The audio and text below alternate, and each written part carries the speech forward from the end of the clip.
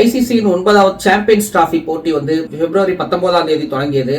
இந்த முறை வந்து பாகிஸ்தான் இந்த போட்டி நடத்துகிறது.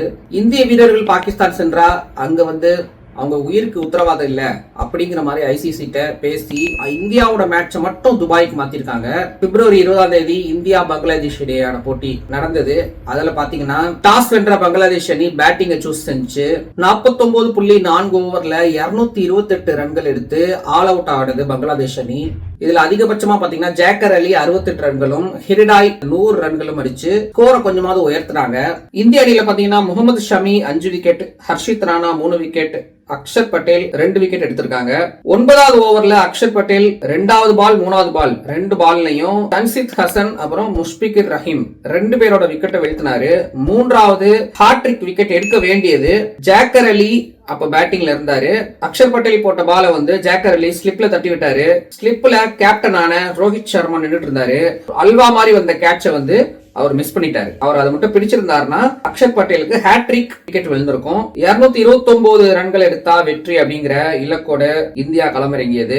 கேப்டன் ரோஹித் சர்மா 41ல அவுட் ஆயிட்டாரு.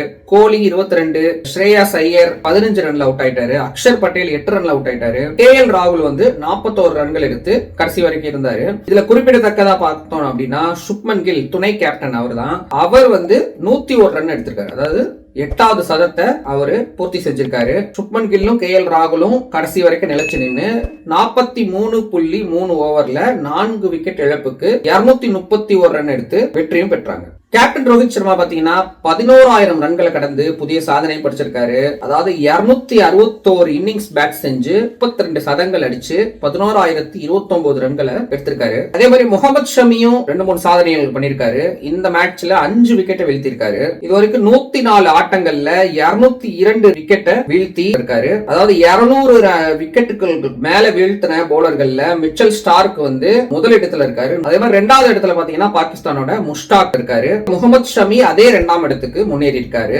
குறைஞ்ச பந்துகள்ல அதாவது 5,126 பந்துகள்ல 202 விக்கெட்டை வீழ்த்திருக்காரு. அது மட்டும் இல்லாம 50 ஓவர் சாம்பியன்ஸ் டிராபி உலக கோப்பை 2லயுமே அதிக விக்கெட்டை வீழ்த்திய இந்திய பவுலர் இவர் தான். அதாவது உலகிலேயே தலை சிறந்த வீரர்களை கொண்ட ஒரு அணி இந்தியா தான். இப்படிப்பட்ட இந்தியா வந்து பங்களாதேஷ்கே இவங்க 46 ஓவருக்கு இவங்க தேவைப்பட்டதுன்னா அடுத்து வரக்கூடிய நியூசிலாந்து இருக்கு, ஆஸ்திரேலியா இருக்கு, இங்கிலாந்து இருக்கு, அவங்க கூட எல்லாம் மோதும் போது எவ்வளவு ஓவர்ஸ் தேவைப்படும் அப்படிங்கறத நம்ம நினைச்சு பார்க்க வேண்டியதா இருக்கு. சோ இனி வரக்கூடிய ஆட்டங்கள்லயாவது சேசிங்க வந்து சீக்கிரமா முடிச்சு தலை சிறந்த அணி அப்படிங்கறத வந்து இந்திய அணி ப்ரூவ் பண்ணி ஆகணும். அடுத்ததான் 23ஆம் தேதி இந்தியா பாகிஸ்தான் மேட்ச் துபாயில நடக்க போகுது. அந்த மேட்சுக்கு அப்புறம் அதுல என்ன நடந்தது அப்படிங்கறத வந்து நம்ம வீடியோவை பார்க்கலாம்.